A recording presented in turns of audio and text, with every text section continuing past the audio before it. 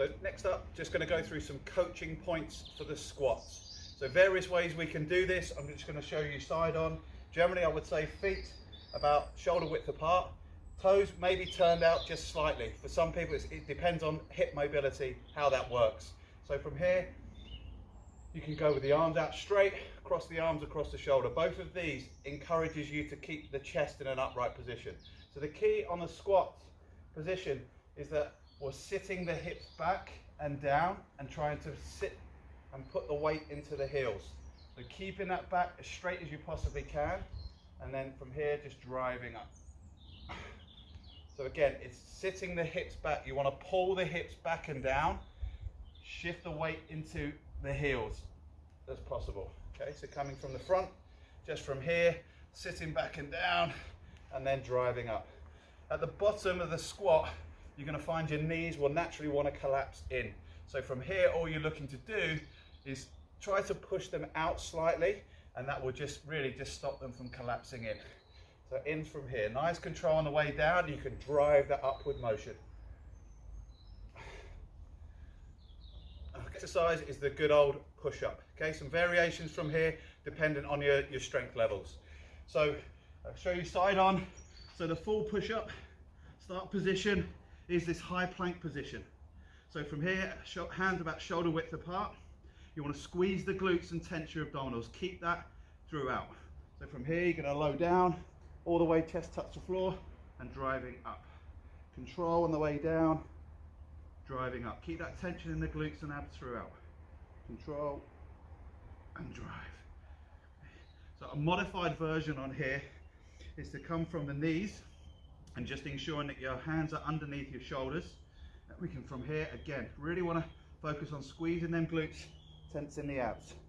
Okay, so we've got a slightly easier version, this 3/4 push-up, like so. And if you want to make it a little bit easier, just bringing the knees in, and then you're just coming down, working like so. So keep it nice, slow and controlled. Just to show you a front on view, with the elbows, we want to really ensure that the elbows don't flare out at the side. That's hugely important for the shoulder joint. So if you're going into the full range position, the elbows want to come down on a bit of an angle. Nice controlled, up and drive. Top of the push, really try and over push. So you're really pushing the chest away from the floor as far as you can. There's your modified version. Arms do exactly the same thing as do when the knees come in, make it easier. So you want to have the elbows on this angle and not out to the side. Next up, we've got a T Superman. So it's an exercise facing down on the floor, and we're working through the muscles of the back. Sometimes it's quite challenging to work the back when you're just doing bodyweight exercises with no equipment. So the movement that we're looking for is the palms or the thumbs to face up in the air if I'm lying down on the ground, and the movement we're looking for is to squeeze, pull through, squeeze the shoulder blades together. From here, we'll want to keep some tension in the glutes and then keep some tension in your abs as well. Want to avoid going into a big arch in the lower back when we're doing these exercises. So tense in the abs, squeeze in the glutes, and you'll keep good core control. So just face down. So this is a prone T Superman, just working through here, trying to squeeze the shoulder blades together. Nice and controlled, works the postural muscles quite nicely, just from a side on view. Okay, you can see through here, I'm just pulling my belly button away from the floor. That's stopping me from going arch into the lower back. And my head's just resting on the floor. Squeeze and down. Try to keep that head fairly close to the floor.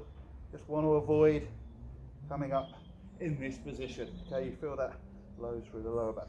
So up and squeeze, up and squeeze.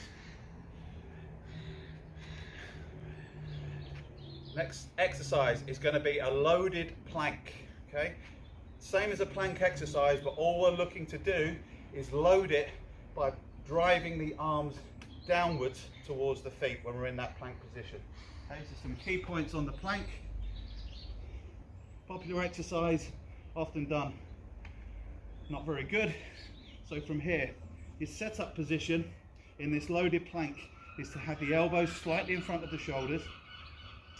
First thing is to get yourself in position is to squeeze the glutes and tense the abs. That puts the spine in a neutral position and loads the abs sufficiently. So from here, this is your typical plank, and then from here I'm going to load it by starting to drive my elbows towards my toes. As soon as I do that, I feel my abdominals working a lot harder. It's really hard to max this out 100% for any period of time. So I'm just easing off through here, and now I'm driving down. So that's my loaded plank position. If you feel it too much in the abdominals, then avoid the loading. Try to hold yourself up into this position. So squeeze the glutes, tense the abs.